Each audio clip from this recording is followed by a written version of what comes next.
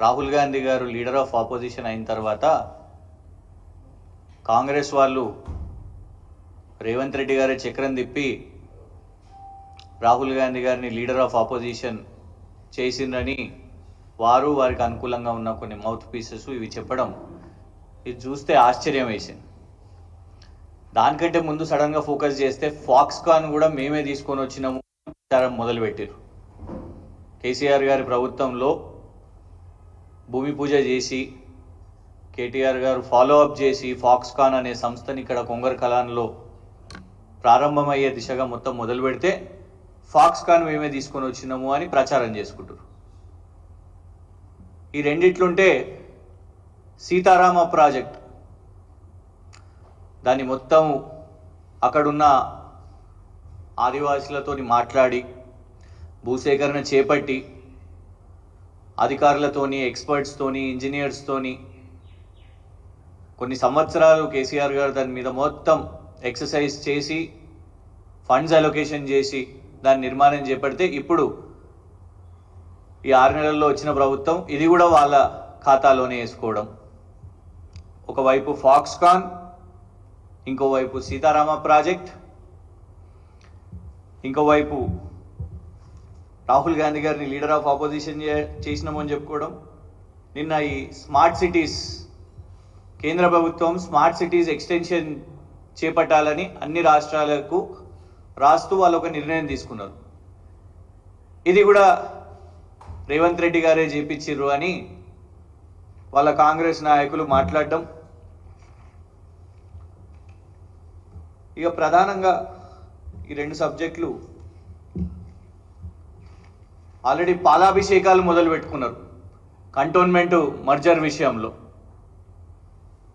రేవంత్ రెడ్డి గారే నరేంద్ర మోదీ గారిని ఒప్పించి కంటోన్మెంటు రాష్ట్ర ప్రభుత్వం మున్సిపాలిటీలో మర్జ్ అయ్యే విషయంగా వాటిని విలీనం చేసే నిర్ణయం కూడా రేవంత్ రెడ్డి గారే తీసుకున్నారని.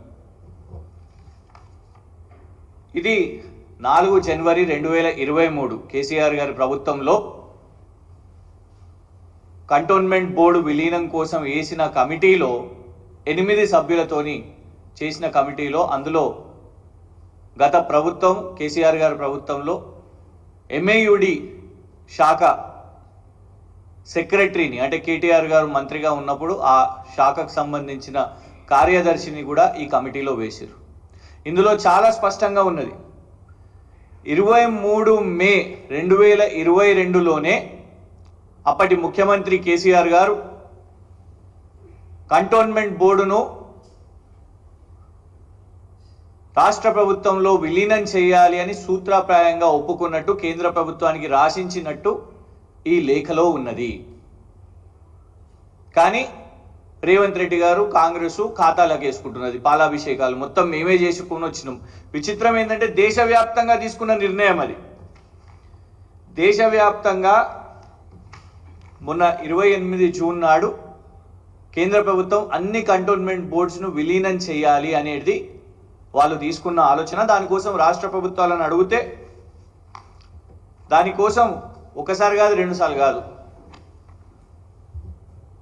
ఇంతమంది రక్షణ శాఖ మంత్రులను కేటీఆర్ గారు వెళ్ళి కలిసి పర్సనల్గా మోదీ గారి ప్రభుత్వంలో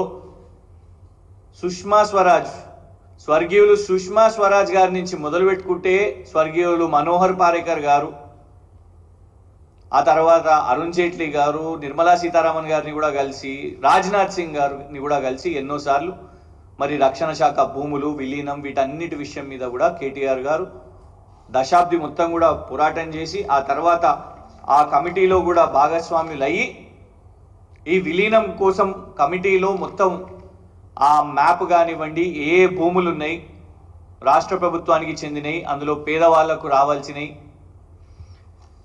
మరి రేవంత్ రెడ్డి గారి పాత్ర ఏంటిది? రేవంత్ రెడ్డి గారి పాత్ర ఈ డాక్యుమెంట్తో తెలుస్తున్నది.